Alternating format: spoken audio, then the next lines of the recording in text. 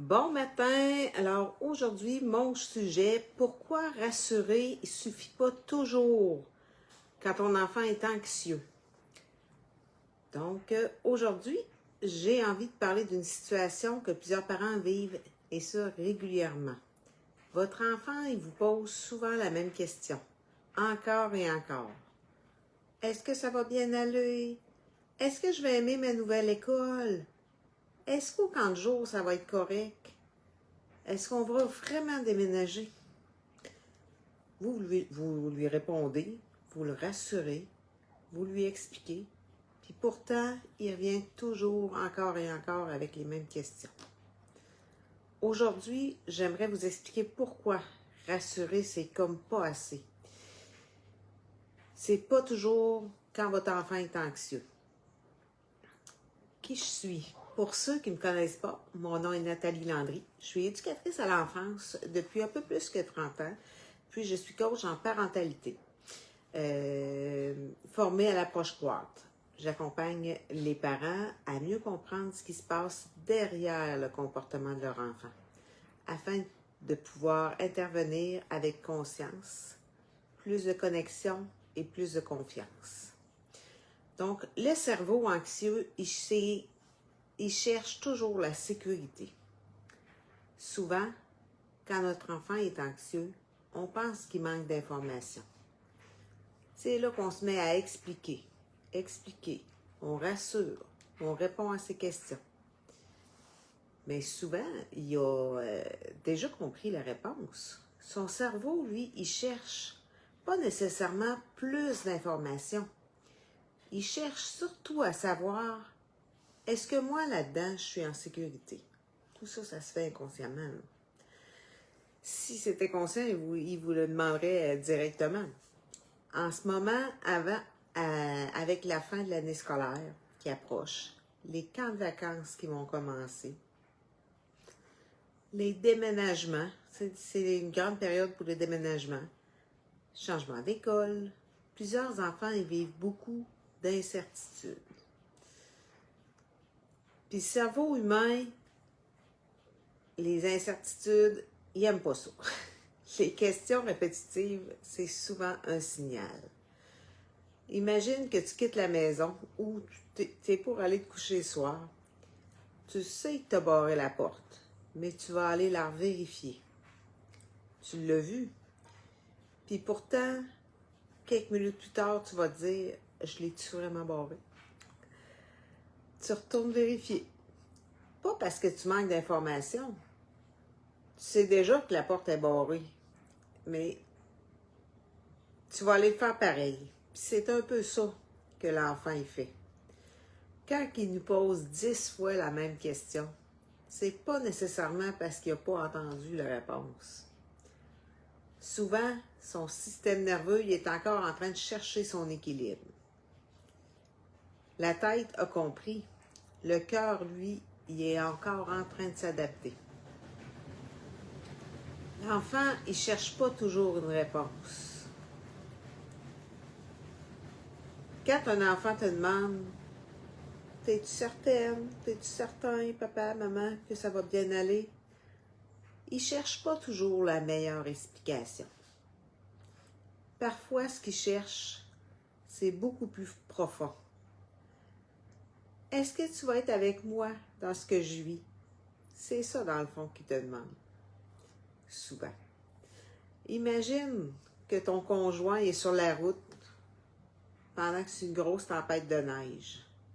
Tu sais qu'il conduit bien. Tu sais que tout devrait bien aller. Pourtant, tu regardes ton téléphone plusieurs fois. Tu vérifies s'il t'a écrit. Tu attends son message. Pourquoi? C'est pas par un manque d'information. C'est parce qu'il y a une partie de toi qui cherche à retrouver un sentiment de proximité, de sécurité.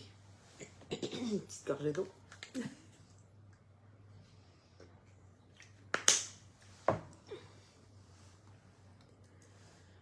Nos enfants, ils font souvent la même chose avec nous, dans le fond. Quand ils nous posent encore et encore la même question, ils cherchent parfois à retrouver leur adulte, leur adulte de référence, à sentir qu'ils ne sont pas tout seuls avec leurs petites inquiétudes. Je dis petites inquiétudes, mais pour eux, c'est majeur, là. Ils vivent vraiment. Donc, le lien avant les explications. Alors, qu'est-ce qu'on fait? Au lieu de répondre automatiquement, « Oui, oui, je te l'ai déjà dit », on peut ralentir un peu. On va essayer de rejoindre ce qui se passe en dessous de la question. Par exemple, on dirait que le déménagement, ça te fait vivre beaucoup de choses, hein? Qu'est-ce qui t'inquiète le plus? Viens donc me raconter ça. Je suis là pour toi. Parfois, il y a même rien à régler tout de suite. On peut simplement accueillir ce qui se passe en ce moment. Parce qu'avant de remplir sa tête de réponses, on veut d'abord rejoindre son cœur. Quand un enfant est anxieux, il emprunte souvent notre calme à nous avant de retrouver le sien. On appelle ça de la co-régulation. Notre rôle, c'est pas nécessairement d'enlever toutes ces inquiétudes. Notre rôle, c'est souvent d'être présent quand il traverse ces inquiétudes, dans le fond. J'aime l'image du quai dans une tempête. On ne contrôle pas les vagues. On ne fait pas disparaître le vent. Mais on devient un endroit solide où un enfant peut venir s'amarrer le temps que la tempête passe. Plus de réponses ou plus de proximité. Plus l'anxiété monte, plus on a tendance à donner des réponses. Pourtant, ce que l'enfant a besoin, lui, à ce moment-là, c'est pas de la meilleure réponse. C'est d'une plus grande proximité avec vous, son parent de référence. Parce que lorsque le système nerveux est inquiet, les explications ont parfois de la difficulté à rentrer. Mais la présence, elle, il la ressent. Puis bien souvent, ce que l'enfant ne capte pas avec ses oreilles, il peut le sentir par le cœur. J'aimerais ça vous lire. Quel sujet sur lequel votre enfant vous pose la même question, encore et encore ces temps-ci? Est-ce que c'est pour un déménagement? Pour le terrain de jeu? La prochaine année scolaire? Les vacances? Ou autre chose? Écrivez-le moi dans les commentaires. Si vous aviez une seule chose à retenir aujourd'hui, quand un enfant est anxieux, il ne cherche pas toujours une réponse. Souvent, il cherche un sentiment de sécurité. Puis ce sentiment de sécurité-là, il passe d'abord par le lien, la présence, la connexion avant les explications. Les déménagements, terrain de jeu, les vacances, les changements d'école, pour nous les adultes, ça c'est souvent des projets. Mais pour plusieurs enfants, c'est d'abord des séparations, puis des incertitudes. Puis c'est là que notre présence en tant qu'adulte peut faire toute la différence.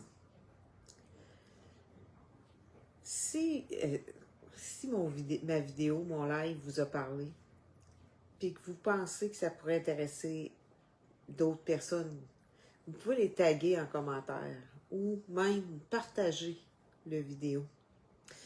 Là-dessus, je vous dis bonne fin de journée, bonne semaine. On se revoit lundi prochain.